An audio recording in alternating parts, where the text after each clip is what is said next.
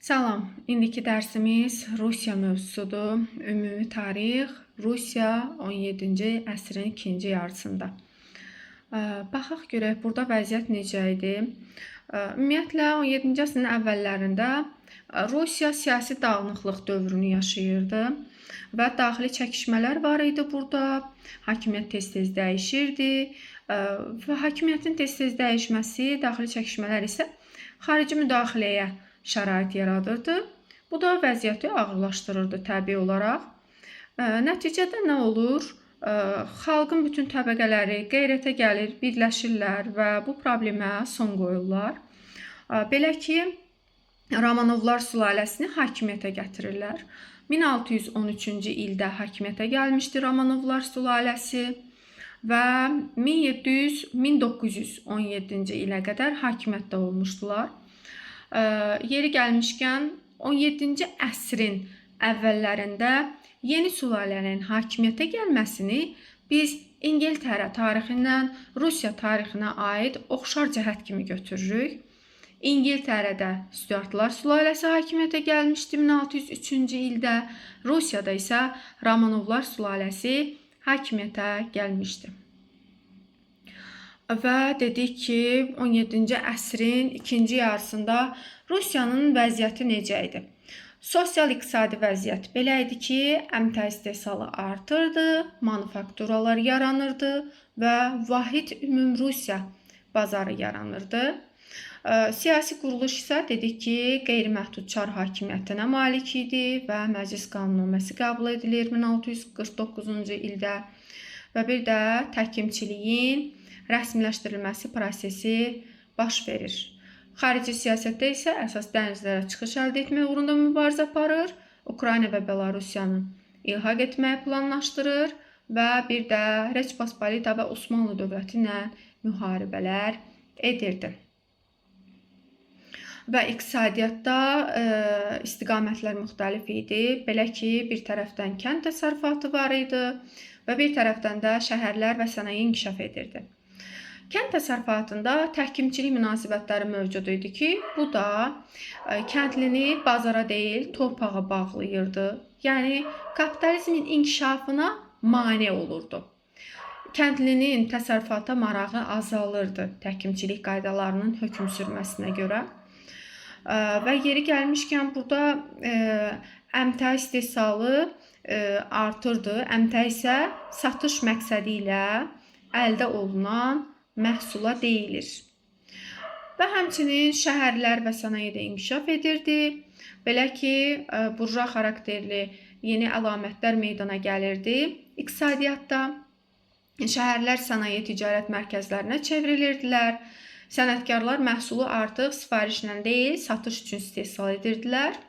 Və xırda əmtəə istehsalında muzlu əməyin tətbiqi də kapitalizmin ilkin mərhələsi hesab olunur. Yeri gəlmişkən, muzlu işçi qüvvəsinin çatışmamasının səbəbi həmin o təhkimçilik qaydaları olmuşdu ki, kəndlilər torpağa təhkim edilirdilər. Bu da kapitalizm inkişafına mane olurdu. İlk manufakturaların quruluşu necə idi? İlk manufakturalar Rusiyada əcnəbilər yaratmışdılar. Bundan əlavə yerli tacirlər və bayarlar da yenə manufaktura yaradanlardan idilər. Əsasən istehsal olunan məhsullar həm daxili bazar üçün, həm də satış üçün, xarici bazarlara satmaq üçün hazırlanırdı, istehsal olunurdu. Əsasən dövlət sifarişlərini yerinə yetirmək üçün silah manufakturaları qurulurdu və burada çalışan işçilər isə həm muzlu işçilər olurdu, həm də təhkimli kəndlilər də manufakturalarda işçi qüvvəsi kimi istifadə edilirdi. Və ticarətin genişlənməsi nəyə səbəb olur? Təbii ki, vahid ümumrusiya bazarının yaranmasına səbəb olur. Nəticədə də Qərb ölkələri ilə ticarət əlaqələrinin əsas limanı Arxangelsk şəhəri olur və Asiya ölkələri ilə ticarətin isə əsas liman şəhəri Həştərxan şəhərinə çevrilir. Və dövlət proteksionizm siyasəti yeridirdi. Proteksionizm siyasətinin mahiyyəti nədən ibarətdir? Dövlət yerli istehsalı himayə edir, yerli tacirləri himayə edir. Xarici rəqabətdən qorumaq üçün xarici mallar üzərinə yüksək gömrük haqqı qoyur və bu da artıq xarici məhsulların idxalını məhdudlaşdırmaqla daxildəki bazarı inkişaf etdirməyi hədəfləyirdi bu siyasət. Yeri gəlmişkən proteksionizm siyasətindən İngiltərədə biz 1-ci Yelizavetanın dövründə də görürük. Bu da yenə oxşar cəhətdir. Bunun biz 16-cı əsrin sonu İngiltərə tarixi, 17-ci əsrin ikinci yarısı Rusiya tarixinə aid oxşar cəhət kimi götürə bilərik. Və ticarət qanunvericiliyi ilə bağlı hansı tədbirlər görülür? 17-ci əsrin ortalarında gömrük haqqında qanun qəbul edilir ki, bu da bütün daxili ticarət rüsumlarını ləğv edirdi və daha yüksək gömrük rüsumları ödəməyə məcbur edirdi xarici tacirləri ki, beləliklə yerli ticarəti himayə edirdi və daxili bazarı canlandırmağı hədəfləyirdi. 1667-ci ildə yeni ticarət nizamnaməsi qəbul edilir ki, xarici tacirlər Rusiya bazarlarında artıq keyfləri istəyən kimi pərakəndə mal sata bilməzdilər, bu qadağan olunurdu və xarici tacirlər öz məhsullarını ancaq topdan sata bilərdilər Rus tacirlərinə və bu da ticarətin Rus tacirlərinin belə deyək də inhisarının qorunması ilə nəticələnirdi. Və yeri gəlmişkən 1667-ci ildə Azərbaycan tarixində biz keçmişdik ki, bəs Şah Sultan Süleymanın dövründə Rusiya ilə ticarət müqaviləsi imzalanmışdı. Siyasi vəziyyətə baxırıq. Mütləqiyyət hökm sürürdü, mütləqiyyət möhkəmlənirdi daha doğrusu. Və Rusiyada feodal təhkimçilik qaydaları sərtləşirdi. Bir tərəfdən təsəvvürünüzə gətirin ki, kapitalist münasibətləri yaranmağa başlayır. Digər tərəfdən Avropada kapitalist münasibətləri inkişaf etdiyi, dağıldığı bir vəziyyətdə Rusiyada bu feodal təhkimçilik qaydaları daha da sərtləşdirilir. Və mütləqiyyətin möhkəmləndirilməsini görürük. Çar qeyri-məhdud hakimiyyətə malik idi və Zemstvo məclisləri mütləqiyyətin dayağı olsa da artıq yalnız hökumətin təşəbbüsü ilə çağırılırdı və öz müstəqil gücünü itirmişdi. Və vergilərin kəskin artırılması, təhkimçilik zülmü üsyanlara səbəb olurdu. Amma bu üsyanlar kör təbii idi, qeyri-mütəşəkkil idi. Ona görə də tezliklə yatırılırdı hökumət tərəfindən və bu üsyanların qarşısını almaq üçün hökumət xalqın müqavimətini qırmaq üçün təhkimçilik qaydalarını rəsmiləşdirməyə məcbur olur. Nəticədə də Məclis Qanunnaməsi qəbul edilir. 1649-cu ildə qəbul edilmişdi və Məclis Qanunnaməsinin maddələrinə nələr daxildir? Biz görürük ki, artıq təhkimçilik asılılığı rəsmiləşdirilməsi prosesi başa çatır. Xalq kütlələrinin təhkim olunması hüquqi şəklə salınır və əhalinin zülm və əsarətə qarşı müqavimətini qırmaq üçün təhkimçi hakimiyyət orqanları formalaşdırılır. Və həmçinin bu Məclis Qanunnaməsinə görə zadəgah mülklərinin irsən keçməsi hüququ qanuni şəkildə təsdiq edilir. Və bundan əlavə feodal təhkimçilik münasibətlərinin möhkəmləndirməsinə xidmət edirdi. Bax bu belə deyək də Məclis Qanunnaməsi. Bundan əlavə tək kəndliləri hətta satmaq, cərmələmək, həbs etmək və cəzalandırmaq da olardı. Yəni feodallar kəndliləri cərmələyə də bilərdilər, həbs edə və cəzalandıra da bilərdilər, cismani cəzada olurdu. Və 17-ci əsrin ikinci yarısında xarici siyasətin əsas hədəfləri nələr idi? Təbii ki, əsas hədəf qərbdəki torpaqlar olan Ukrayna və Belarusiyanı birləşdirməyə çalışırdı. Bunun uğrunda Reçpospolita ilə müharibələr aparıbdı. İkinci hədəfi Baltik dənizi sahillərinə çıxış əldə etmək idi. Bunun üçün də İsveçlə müharibə aparıb. Cənubda isə Osmanlı dövlətindən müharibələr aparırdı ki, Qara dənizə çıxış əldə etsin. Milli Azadlıq Hərəkatı haqqında nə deyə bilərik? Kazakların müqavimət hərəkatıdır bu. Kazaklar ümumiyyətlə kimlər idi? Kazak əslində bir xalq deyil. Kazak bizdəki o xalq intiqamçıları adlandırılan qaçaqlar ki olurdu. Yəni onlar vergi mükəlləfətləri yerinə yetirməkdən boyun qaçırıb, dövlətə qarşı çıxıb, feodallara qarşı çıxıb, dağlara çəkilən, mübarizə aparan kütlə ki var idi, qaçaqlar. Bu kazaklar əslində onlar olmuşdu da, belə deyək. Və türkcə quldur, sakitliyi pozan mənasını verirdi Bartolda görə və milliyyəti deyil, fəaliyyəti, davranışı əks etdirirdi bu. Və 14-17-ci əsrlərdə mülkədar zülmündən qaçıb Ukrayna və Cənubi Rusiya sərhədlərində məskunlaşan azad kəndlilər idi bunlar. Azad kəndlilər idi və onlardan birinin başçısı da Bogdan Xmelnitski olmuşdu ki, Reçpospolita zülmünə qarşı mübarizənin rəhbəri idi. Dini amildən istifadə edib katolik polyaklara qarşı pravoslav yerli əhalini öz ətrafında birləşdirmişdi və polyakları bir neçə döyüşdə məğlub etmişdi Bogdan Xmelnitski. Və Reçpospolita ilə müharibədən danışırıq. Reçpospolita ilə müharibənin səbəbi bayaq da qeyd etdiyimiz kimi, bəs Ukrayna və Belarusiyanı özünə birləşdirmək məqsədindən Reçpospolita ilə müharibələr aparmışdı. 1654-1667-ci illərdə baş vermişdi bu müharibə və həmçinin İsveçlə də Ukrayna uğrunda müharibə aparmışdı Rusiya. Rusiya Ukrayna xalqının milli azadlıq mübarizəsini istifadə eləyir və onları dəstəkləyir. 1654-cü ildə müharibəyə başlayır və bu müharibə nəticəsində 1667-ci ildə müqavilə imzalanır. Və bu müqavilənin şərtinə görə müharibə Rusiyanın qələbəsi ilə başa çatır. Reçpospolita güzəştə getməyə məcbur olur. Belə ki, Kiyevdə daxil olmaqla Dnepr çayı sol sahili, yəni sol sahil Ukraynası və Belarusiyanın bir hissəsi verilir Rusiyaya.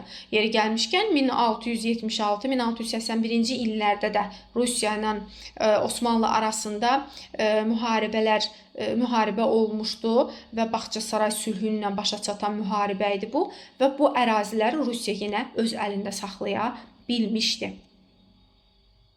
1686-cı ildə Rusiya ilə Reçpospolita arasında müqavilə imzalanır. Viyana mühasirəsi olmuşdu həmçinin 1683-cü ildə. Bunu da xatırlayaq.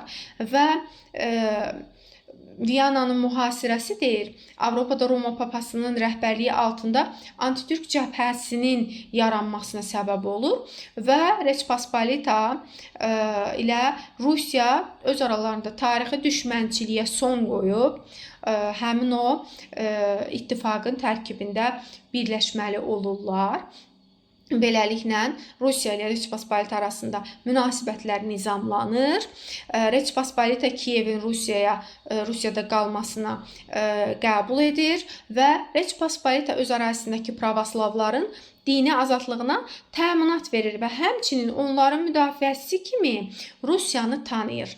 Yeri gəlmişkən 1774-cü ildə də Kiçik Qaynarca sülhünə əsasən Osmanlı ərazisində yaşayan pravoslavlar üzərində bir hüquq qazanmışdı Rusiya. Bunu da yenə bir inteqrasiya edək.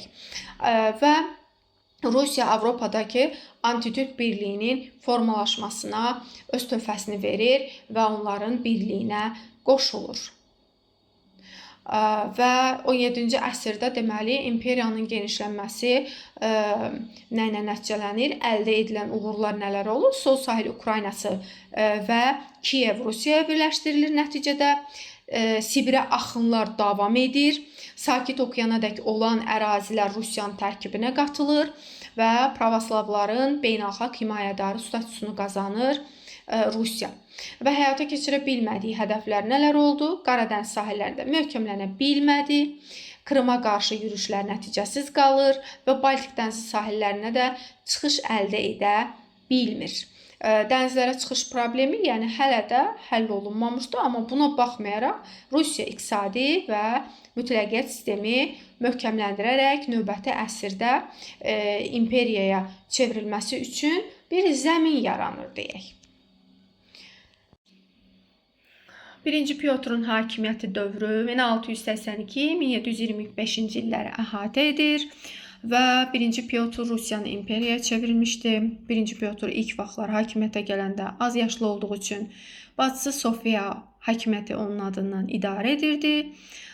Lakin bir müddət sonra hakimiyyət şirin gəlir, istəyir ki, həm adı, həm də adı elə onun olsun və Sofiyanın bu cəhdinin qarşısını Pyotr ala bilir.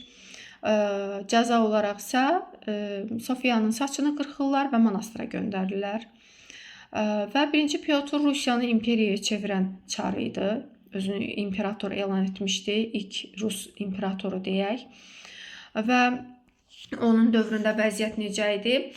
Rusiya Avropa ölkələrindən geri qalırdı və bu geriliyi aradan qaldırmaq üçün Pyotr müxtəlif tədbirlər görmüşdü. İlk növbədə hərbi məsələlərə çox fikir verirdi və həmçinin çalışırdı ki, isti dənizlərə çıxsın, Qara dəniz sahillərini ələ keçirsin, İstanbulu tutsun, boğazları tutsun və Aralıq dənizinə çıxış əldə etsin. Məqsədi o idi. Və 1-ci Pyotrun hakimiyyətə gəldiyi vaxtda Rusiyanın dənizlərə çıxışının olmaması onun iqtisadi inkişafına mane olan amil idi. Və buna görə də 1-ci Pyotr 17-ci yüzilliyin sonlarında Osmanlı ilə müharibə aparır və Osmanlı ərazisi tabeliyində olan, belə deyək, ərazilərə yürüş eləyir və Cənub yürüşü adlandırılan yürüş olur. Nəticədə də Azov qalasını ələ keçirmişdi. Lakin Qara dəniz sahillərinin çox hissəsi Osmanlının əlində olduğuna görə Qara dənizdə möhkəmlənə bilmir. Bundan əlavə 1-ci Pyotrun dövründə Baltik dənizi sahillərinə çıxmaq əsas hədəflərdən biri idi. Azov qalasını ələ keçirdi dedik və həmçinin Rusiyanın ərazisi də Baltik və Qara dəniz arasındakı ərazilərdə genişləndi və paytaxtı da köçürmüşdü 1-ci Pyotr həmçinin.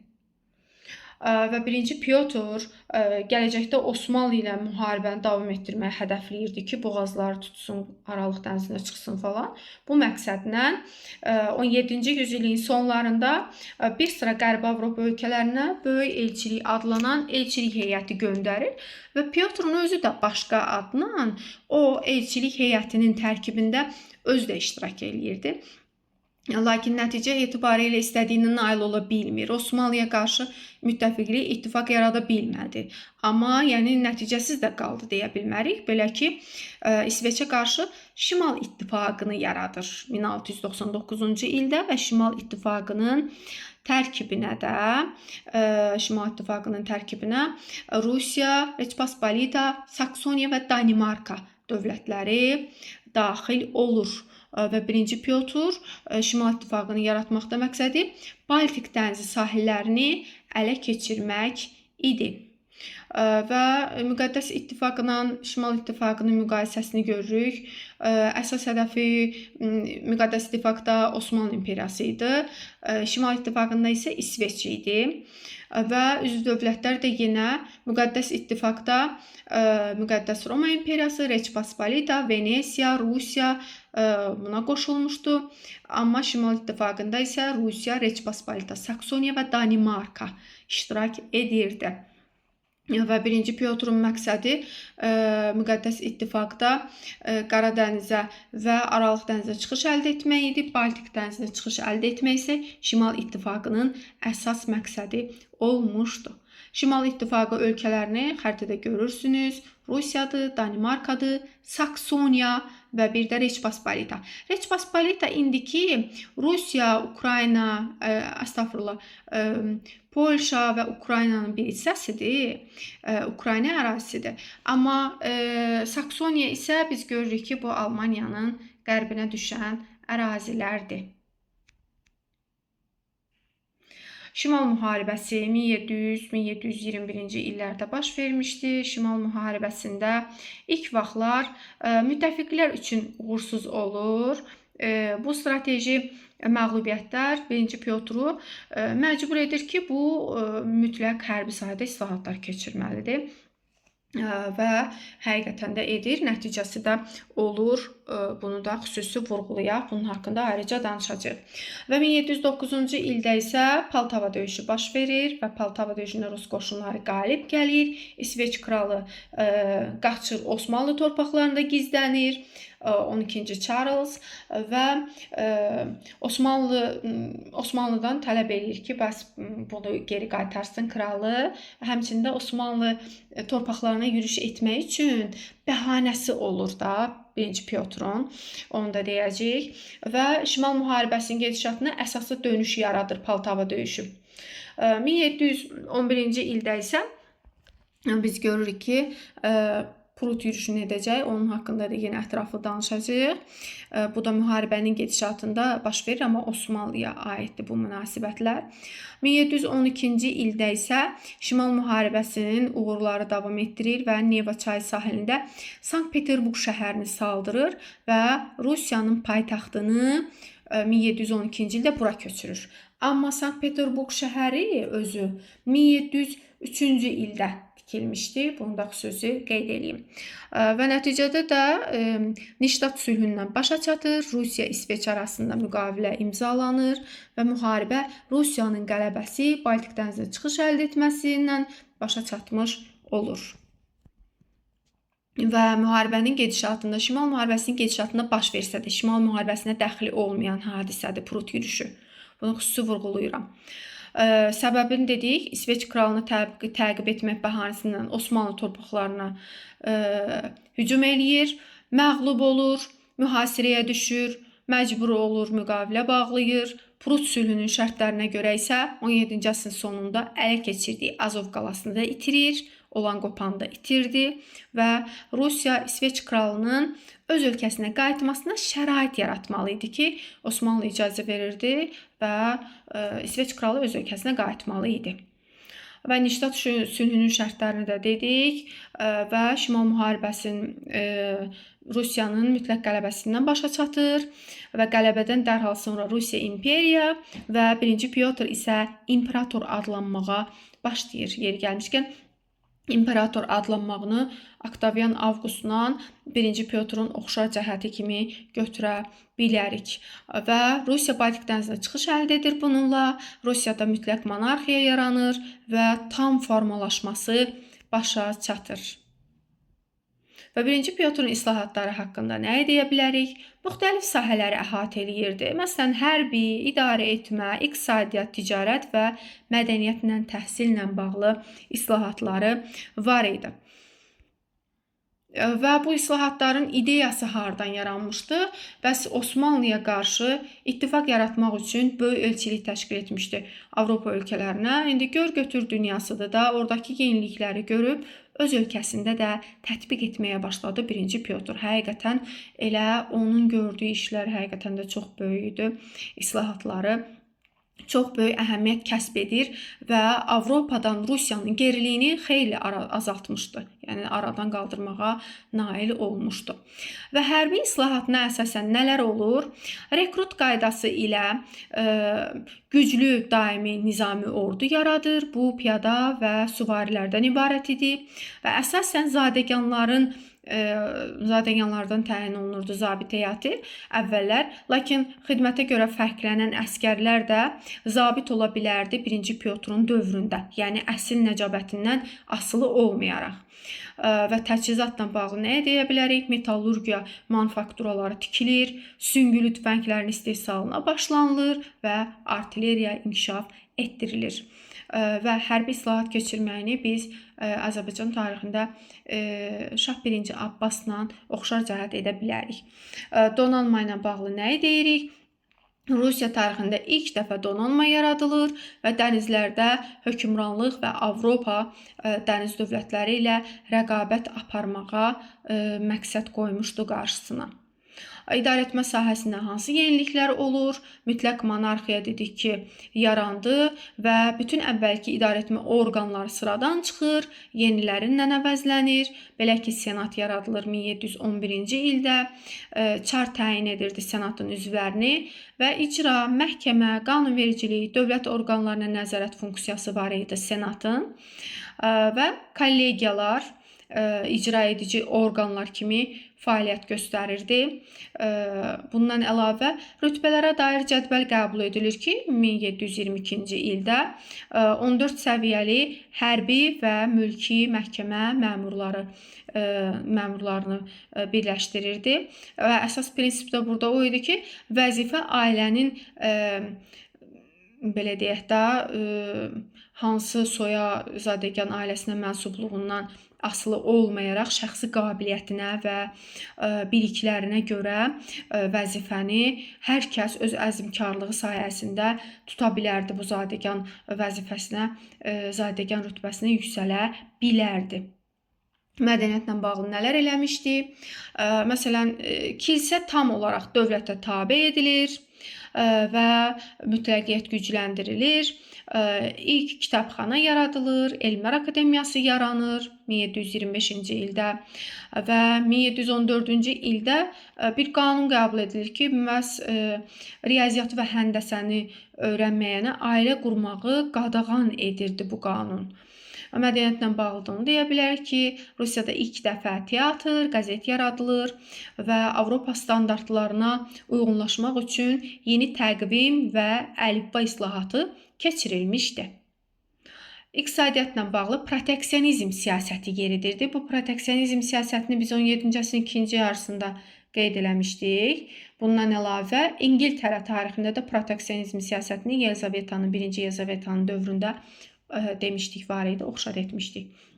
Məqsəd nə idi? Məqsəd o idi ki, xaricdən gələnlər yüksək gömrük haqqı qoyulur ki, daxildəki istehsal güclənsin, iqtisadi asıllıq aradan qalxsın və daxili istehsal güclənməklə xarici ticarət dövriyyəsi xeyli inkişaf etdirilir bununla. Və nəticədə nə edə bilərik? Birinci Pyotrun həyata keçirdiyi islahatların nəticəsində Rusiya Avropa ölkələrindən geriliyi xeyli azaldılır, Baltik dənizinə çıxış əldə edir və Rusiya rəsmən imperiya elan olunur və dövlət quruluşu isə mütləq monarxiya kimi tam bərqərar. Və məşhur Yekaterinamız, Rusiyada 2-ci Yekaterinanın hakimiyyəti dövrü 1762-1796-cı illəri əhatə eləyir. 2-ci Yekaterina həqiqətən də tarixdə çox dərin iz qoyan hökmdarlardandır və 2-ci Yekaterina Rusiya tarixi üçün çox böyük işlər görmüşdü. Həmçinin elə hakimiyyətdə olub ki, elə ondan sonra qadınların hakimiyyətə gəlməyini rəsmi şəkildə qanunla qadağan eləmişdilər. Bunu da qeyd edək. Və hakimiyyətə gəlişi 1762-ci ildə saray çevrilişi nəticəsində hakimiyyətə gəlib. 1-ci Pyotrdan sonra baş vermiş o daxili çəkişmələrə son qoyur, mütləqiyyəti qəti möhkəmləndirir və 1-ci Pyotrun dövründə formalaşan imperiya siyasətini davam etdirmişdi, ənənəni davam etdirir. Və quberniya islahatı keçirir. Həmçinin o bundan əlavə də zadəganlar haqqında fərman verir. İndi zadəganlar haqqında fərmanın mahiyyəti nədən ibarətdir? Gəlin ona baxaq. Kəndlilər, torpaqlar, yeraltı sərvətlər üzərində zadəganlar tam sahiblik hüququ alırdılar. Dövlətə məcburi xidmətdən azad edilirdilər, vergidən və cismani cəzalardan azad edilirdilər. Ona görə də zadəganlar Yekaterinanın dövrünü qızıl əsr adlandırırlar. Xarici siyasətdə biz görürük ki, 2-ci Yekaterina şərq məsələsinə önəm verirdi. Şərq məsələsinin mahiyyəti nədən ibarətdir bəs? Osmanlının hakimiyyəti altında olan torpaqları bölüşdürməyə çalışırdı və işğal etməyə çalışırdı. Yaxın şərqdə nüfuz qazanmaq uğrunda digər Avropa dövlətlərindən mübarizə aparırdı bu məqsəd uğrunda. Və həmçinin Qərb siyasətindən bağlı nə deyirik? Reç Pospolitanın bölüşdürülməsində iştirak edib. Reç Pospolita 4 dəfə bölüşdürülür. Sonuncu bölüşdürülməsi 1795-ci ildə olmuşdu və nəticədə Reç Pospolita dövləti ləğv edilir və Rusiya, Avstriya, Prusiya arasında bölüşdürülür. Rusiyanın əlinə keçən ərazilər isə sağ saylı Ukraynası, bütün Belarusiya, Litva və Kurlandiya olmuşdu. Yeri gəlmişkən sol sahil Ukraynasını və Belarusiyanın bir hissəsini 17-ci əsrin ikinci yarısında tutmuşdu. Bunu da yenə xatırlayaq. Rusiya ilə müharibəsindən, Osmanlı ilə müharibəsindən danışaq Rusiyanın. 1768-1774-cü illərdə baş verən müharibə əsas məqsəd Qaradəniz sahillərini zəbt etmək idi və səbəb də İngiltərə və Fransanın təhriki ilə Osmanlı dövlətinin Rusiyaya müharibə elan etməsi olur. Hərbi əməliyyatlarda üstünlük tamamilə Rusiyanın əlində olmuşdu. Nəticədə də Rusiya sülh danışıqlarına getməyə məcbur olur, müharibəni dayandırır. Səbəb nə idi? Rusiyanın öz daxilində baş verən proseslər buna vadar etdi Rusiyanı. Belə ki, Avropa dövlətləri təzyiqlər göstərirdilər Rusiyaya müharibəni dayandırsın deyə və həmçinin Rusiyanın daxilində güclü kəndli çıxışları baş verirdi ki, ona görə də məcbur oldu Rusiya müharibəni dayandırdı, sülh müqaviləsi imzaladı. Sülh müqaviləsi də Kiçik Qaynarcadır. Kiçik Qaynarca müqaviləsinin şərtlərinə görə Rusiya tarixində ilk dəfə Qaradənizdə üzmə hüququ qazanır. Bosfor Dardəniz boğazlarından keçmək hüququ təmin edilir Rusiyanın. Bundan əlavə Krımın statusundan bağlı da bir maddə var idi burada. Osmanlı dövləti Krım xanlığının müstəqilliyini tanıyır. Və dinlə bağlı da bayaqların biz qeyd elədik ki, bunu 1667-ci ildə biz Reç Pospolita ilə müqavilədə də görmüşdük ki, Reç Pospolitanın tərkibində olan pravoslavlar üzərində himayə hüququ qazanmışdıq. Burada da yenə Osmanlıdakı pravoslavlar üzərində güzəştlər qazanmışdıq. Və 1774-cü ildən sonraki dövrdə biz görürük ki, 1783-cü ildə Krımın işğalı baş verir Rusiya tərəfindən. Tavrida adından Rusiya özünə birləşdirir.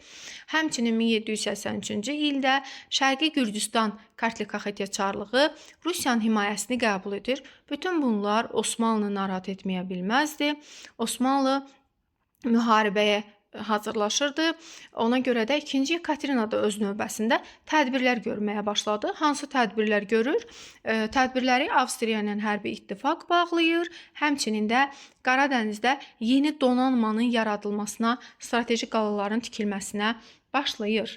1783-cü ildə həmçinin dünya tarixində biz ABŞ-da istiqlaliyyət müharibəsinin bitməsinin şahidi oluruq.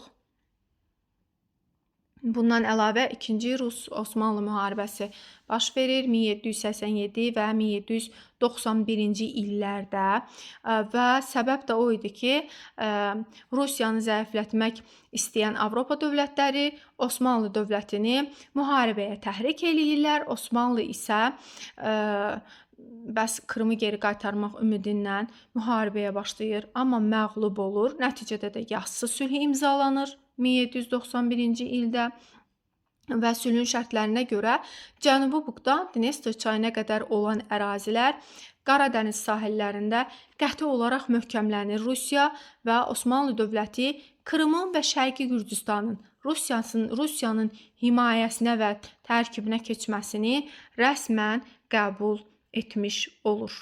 Və sülh müqaviləsinə əsasən ərazi dəyişikliklərini görürük xəritədə və Kiçik Qaynarca sülhünə əsasən müstəqillik verilən ərazi, sonra isə yaşıl ştrixlənmiş ərazi isə Yazısı sülhünə görə Rusiyaya verilmiş ərazilərdir. Osmanlı İmperiyasının ərazisi isə kirşan rəngdə göstərilmişdir. 18-ci əsrdə Rusiya-Osmanlı müharibələrinin müqayisəsidir burada. Başlama səbəbi İngiltərə, Fransanın təhriki görürük burada.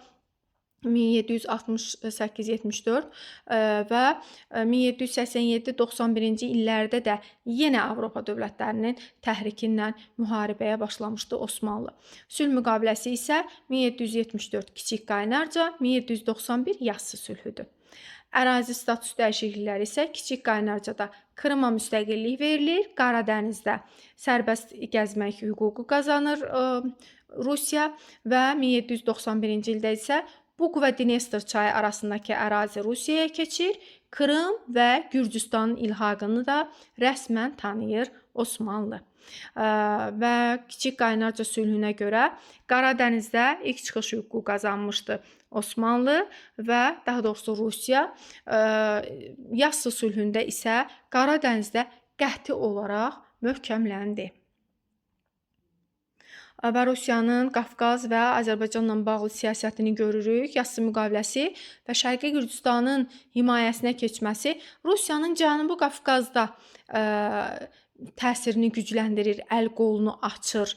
Həmçinin Yassı sülhünə görə Osmanlı məğlub olmuşdu deyə artıq mane ola bilmirdi.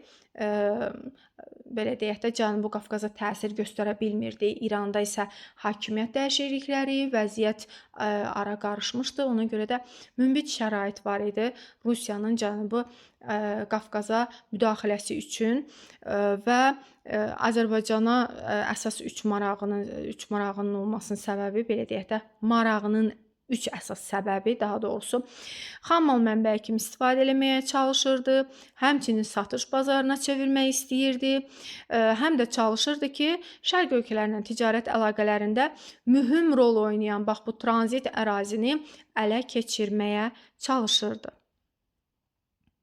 Və 1796-cı ildə 2-ci Yekaterina Cənubi Qafqaza qoşun göndərir Valerian Zubovun başçılığı altında.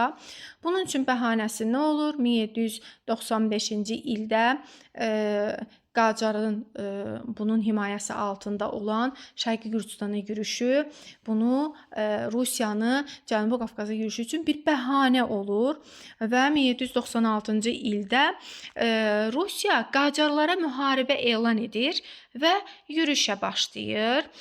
Yürüşün nəticəsində əslində Bakı, Dərbənd, Gəncə, Quba ərazilərini ələ keçirsə də, amma tezliklə Yekaterina ölür 1796-cı ildə və Yekaterinanın qəfil ölümündən sonra xarici siyasətdə dəyişiklik baş verir. Ondan sonra hakimiyyətə gələn oğlu 1-ci Pavel dərhal Rus qoşunlarını Cənubi Qafqazdan geri çağırır. Beləliklə də 2-ci Yekaterinanın Cənubi Qafqaz və Azərbaycanla bağlı planları yarımçıq qalmış olur. Amma biz, yəni 1-ci Pyotrun Cənubi Qafqazla bağlı planlarını da davam etdirmək istəyirdi. Əminliklə deyə bilərik 2-ci Yekaterinanın siyasəti haqqında bunu deyə bilərik.